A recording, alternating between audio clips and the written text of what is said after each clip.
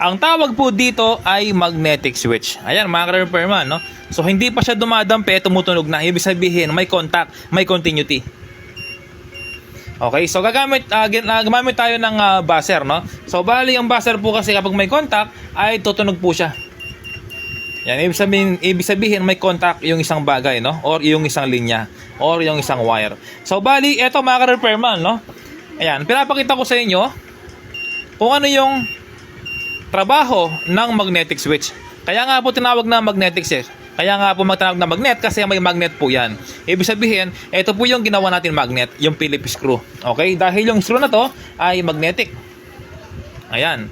Okay? So kung wala magnetic po ang inyong ginagamit, hindi po yan tutunog. Ayan. So halimbawa ito, no? Wala magnetic. Ayan. Hindi yan tutunog.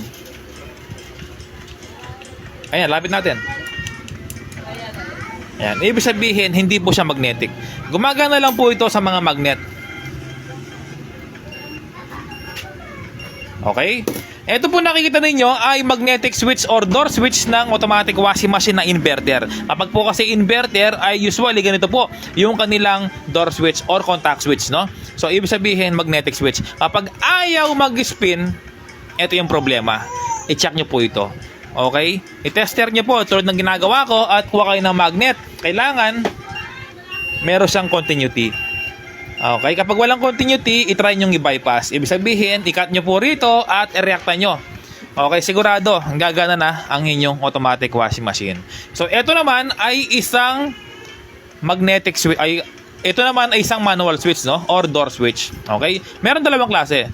Door switch na manual at magnetic switch na door switch. Ito po ay inverter. Ito po ay non-inverter. Pero kung minsan meron akong nagagawang automatic washing machine, meron pong ganito na magnetic switch, no? Kahit na non-inverter. Okay? So, pasensya na mga ka-repairman kung ganito ako magsalita, no? Puro Kapampangan po tayo. Ayan, pero humahasa na po tayo magsalita. Ayan, kung minsan nabubulol din. Ayan, pasensya na po, puro Kapampangan po tayo. Mekeni, San Fernando, Pampanga. Love you all. Ayan, so bali, ito mga ka-repairman ay manual door switch, no? So, paano nga ba ito gumagana? Okay, tapos na po tayo sa magnetic switch.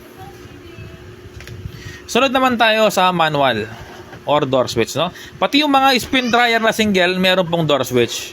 So, kapag ayaw mag-spin ang inyong dryer na manual, yung single, i-check nyo po yung door switch kapag walang power, walang ugong, no?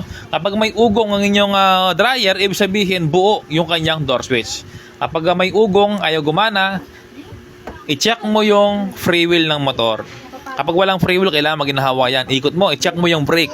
Pangalawa, kung okay naman siya maginhawa, i-check mo yung capacitor. Kung okay yung capacitor, ibig sabihin, motor na problema.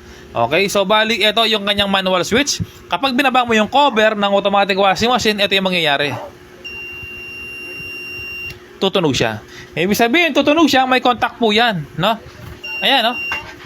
So, kapag mag-test po kayo, kailangan nakababa yung doors, yung pinto ng automatic washing machine. Tapos, i-test nyo po rito. Kailangan may contact po yan habang nakababa yung pinto. Okay? Ngayon naman, ito, no? Halimbawa, ayan, nakababa yung pinto. Kailangan may ganyan, may contact. Tapos naman, kapag naman tinaas mo yung pinto ng automatic washing machine, kailangan ihinto po yan. Maraming thank you. Love you.